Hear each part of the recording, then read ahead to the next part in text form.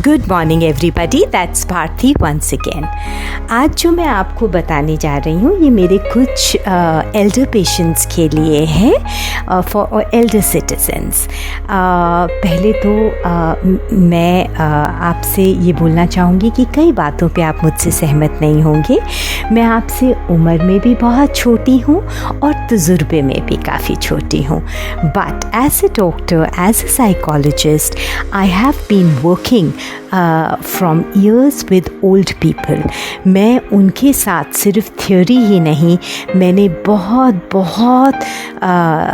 घंटों और सालों उनके साथ स्पेंड किया है, जहाँ मैं उनके फीलिंग्स, उनके दुख दर्द में हमेशा रही हूँ और उनकी प्रॉब्लम को अपनी तरफ से मैंने पूरी कोशिश की है कि मैं समझ पाऊँ। तो उसी के एक्सपीरियंस के बेस पे मैं आपसे सिर्फ 2 पॉइंट्स आज शेयर करूँगी और मैं चाहूँगी कि आप इसको ज़रूर अपने सोच में अपनाइए। पहला पॉइंट ये है कि जो एल्डर्स हैं, आप अपने कैश, फाइनेंस, इन्वेस्टमेंट्स को प्लीज़ अपने लिए पहले रखिए। मैं मानती हूँ आप पूरे मन से हमेशा बच्चों को पहले सेटल करना चाहते हैं, उनकी खुशी चाहते हैं, ये बहुत अच्छी बात है, बट कहीं ना कहीं मुझे आगे जाकर ये एक बहुत बड़ी मूर्खता लगती है, क्योंकि बच्चे आपसे, आप जिस जनरेशन से हैं, आजकल के जनरेशन के बच्चे वैसे नहीं हैं। कई घरों में मैंने देखा है वो एक्सट्रैक्ट करना चाहते हैं और फिर इस स्टेज पे क्या होता है, आप सोचते हैं कि हमने उनके लिए इतना किया और आज हमें मिल क्या रहा है, क्योंकि आप उन पे कम्प्लीटली फाइनेंशियली डिपेंडेंट हो जाते हैं। अभी आप में स्ट्रेंथ है, आप में आपका रुतबा है, आपका स्टेटस है, पोजीशन है, फाइनेंस है, आप वो कर सकते हैं, वो बहुत अच्छी बात है, पर फिर भी एक proper balancing is a must, क्योंकि आप अपना प्रेजेंट संभालते संभालते अपने फ्यूचर को ख़राब मत करिए। बच्चे कई घरों में मैंने देखा है वो सिर्फ ग्रैंड पेरेंट्स के पास या पेरेंट्स के पास फाइनेंशियल सपोर्ट के लिए बहुत आते हैं और वो इमोशनल, वो कहते हैं आप इतने अच्छे दिल के, नरम दिल के होते हैं कि आप उस वक़्त भावनाओं में बहकर उनको सब दे देते हैं, जो कि बहुत गलत है। आप प्लीज़ इस चीज़ को समझिए कि पहले आपने अपने आप के लिए सिक्योरिटी देखनी है। बच्चे अपने आप को अपनी जर्नी में संभाल लेंगे और आप ये बात याद रखिए कि आपने उनको बना हुआ एक बगीचा नहीं देना है, आपने उनको उस बगीचे में बीज उगाना सिखाना है, ताकि वो खुद अपने बीज उगा के आगे जाके फल खा पाएँ।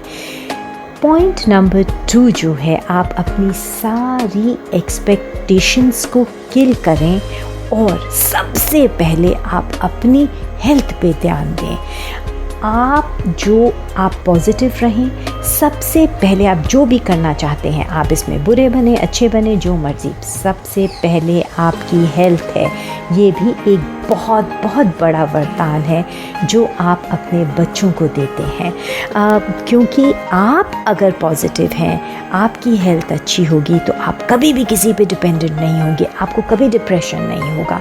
आज क्या हो रहा है कि आपको इतनी तकलीफ़ होती है जब आपको, क्योंकि एक टाइम आएगा जब बच्चे आपके अपनी लाइफ में बिज़ी होंगे, अपने कामों में बिज़ी होंगे और जो भी आपके साथ उनकी इंटीमेसी और रिलेशनशिप होगा वो सिर्फ फ़ोन और मैसेजेस पे होगा। तो आपको इस बात को, रियलिटी को समझना पड़ेगा कि हमें अब बिल्कुल स्ट्रॉन्ग बनना है, अपने फाइनेंसेस को बिल्कुल संभालना है आपको, और दूसरा आपको सबसे पहले you have to be selfish in this matter. First you have to look after your health, क्योंकि अगर आप बिस्तरे पे आए, आपको प्रॉब्लम आई, तो बच्चे कुछ ही देर के लिए आएंगे और वो आजकल के जनरेशन के बच्चे हैं, उनको बहुत जल्दी उकताहट हो जाती है, उनको एक पेरेंट्स बोझ लगने लग जाते हैं, उनको लगता है ये भी एक काम है। So accept the reality, kill your expectations. अब जो मैंने आपको ये टिप्स दी हैं, इसका मतलब ये नहीं है कि मैं जनरलाइज कर रही हूँ, मैं हर किसी के लिए ये बात अप्लाई नहीं करती है।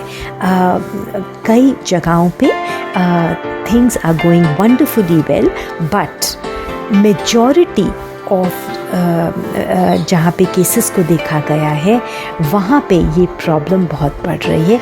उसी के बेस पे मैंने ये व्यूज़ आपके साथ शेयर किए हैं। So thank you so much, stay strong and I am always there for my elder patients. आपकी ही दुआएं हैं, वो कहते हैं आप लोगों का हाथ है मेरे सिर पे, आपकी इतनी प्यारी प्यारी ब्लेसिंग्स हैं जो मुझे इस काम में आगे तक लेके जा रही है। एंड मैं बहुत दिल से आप सब लोगों का शुक्रिया करती हूँ।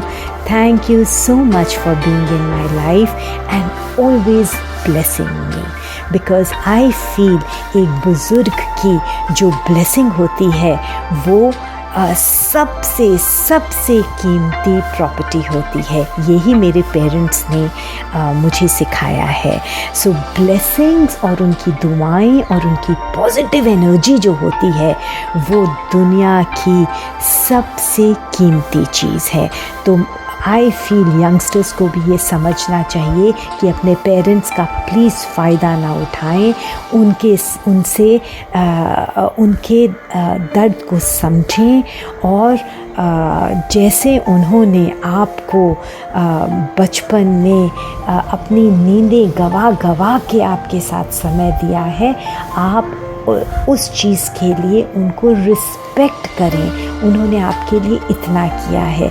अगर नहीं कर सकते हैं तो आप उनको अपने चालाक तरीके से बेवकूफ़ ना बनाएं, उनसे हमेशा लेने की ना सोचें, कभी कभी देने की भी सोचें। अगर आप फाइनेंशियली नहीं दे सकते हैं तो आप उनको इज़्ज़त, अपना प्यार, अपनी फ़िक्र, अपनी चिंता, अपना समय दें। That they feel so happy. ये मैं अपने एक्सपीरियंस से बोलती हूँ। जब मैं जाती हूँ और जब मैं उनके चेहरे पे जो खुशी देखती हूँ जब मैं एंटर करती हूँ, तो मुझे ऐसे लगता है कि मुझे पता नहीं क्या दौलत मिल गई है। And I dance with them and I sing with them and I eat with them and it is so beautiful। जो मैं समय उनके साथ बिताती हूँ, I personally feel कि I feel so blessed to have them। Thank you so much।